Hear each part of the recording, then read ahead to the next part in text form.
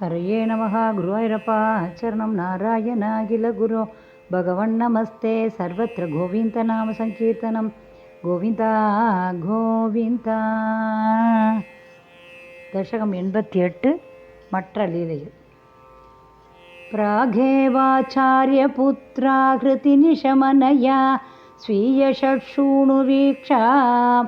गाङ्क्षन्त्या माधुरुक्त्या सुतलभुवि बलिं प्राप्यदेनार्चितस्त्वं दादुषाबाधिरन्यान् वितकशिबुभवान् शौरिजान् कंसभग्नान् आनीयैनान् प्रदर्श्य स्वपदमनयताः पूर्वपुत्रान् मरीचेः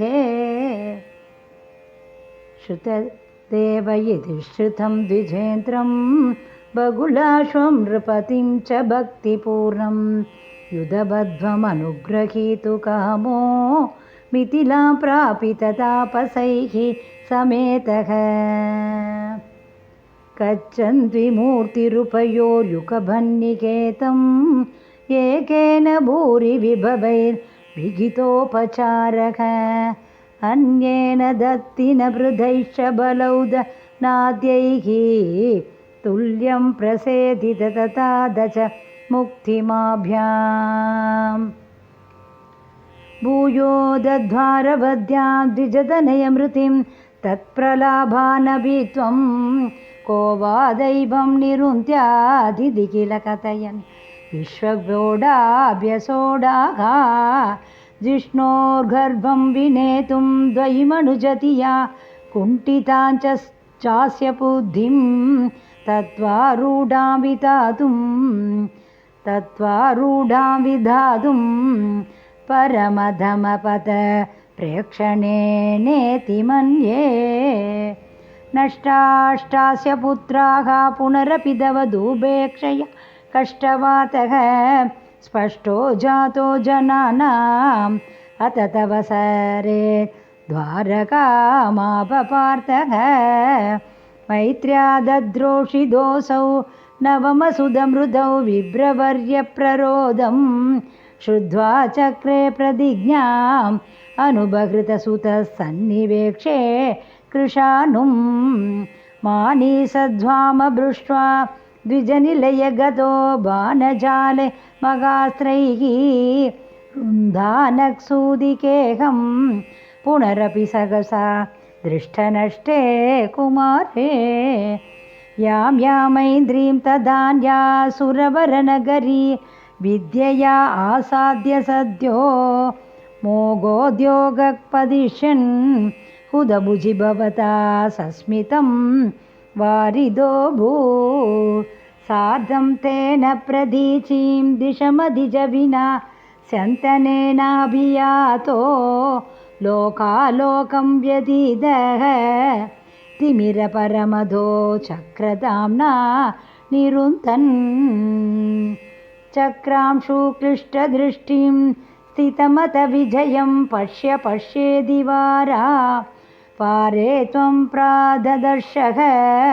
किमपि हिदमसां दूरदूरं पदं ते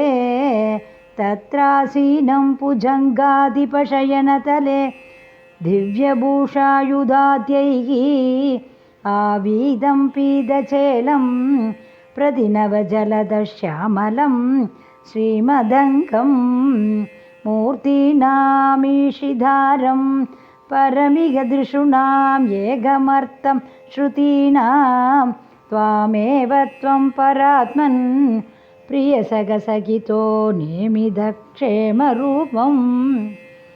युवा मामेव द्वावधिकविवृतान्तर्कितदया विभिन्नौ सन्द्रष्टुं स्वयमगमगाशं द्विजसुतान् नयेतं द्रागेतान् इति खलु विधीर्णान् पुनरमो द्विजायादायादाः प्रणुतमहिमा पाण्डुजनुषा एवं नानाविकारैर्जगदभिरमयन् वृष्णिवंशं प्रपुष्णन् ईजानो यज्ञभेदैः अतुलविहृदिभिः प्रीणयन्नेन नेत्राः भूभारक्षेपदम्भात् पदकमलजुषां मोक्षणायावतीर्णः पूर्णं ब्रह्मैव साक्षात् यदुषुमनुजधारूषितस्त्वं व्यलासीः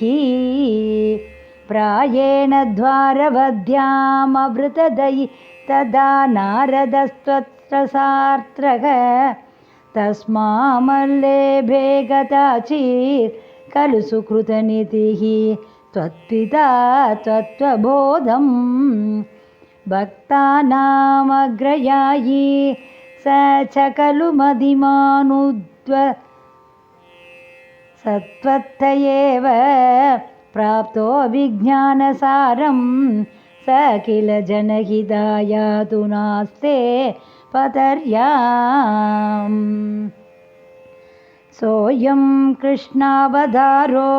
जयति तव विभो यत्र सौहार्दभीति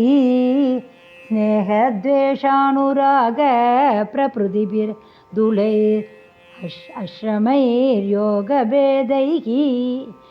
आर्तिं तीर्त्वा समस्ताम् अमृतपदमगुः सर्वदः सर्वलोकाः स त्वं विश्वार्तिशान्त्यै पवनपुरपते भक्तिपूर्त्यै च भूयाः हरे नमः गुरुवैरप्प चरणं नारायणाखिलगुरो भगवन्नमस्ते सर्वत्र गोविन्दनामसङ्कीर्तनं गोविन्द गोविन्द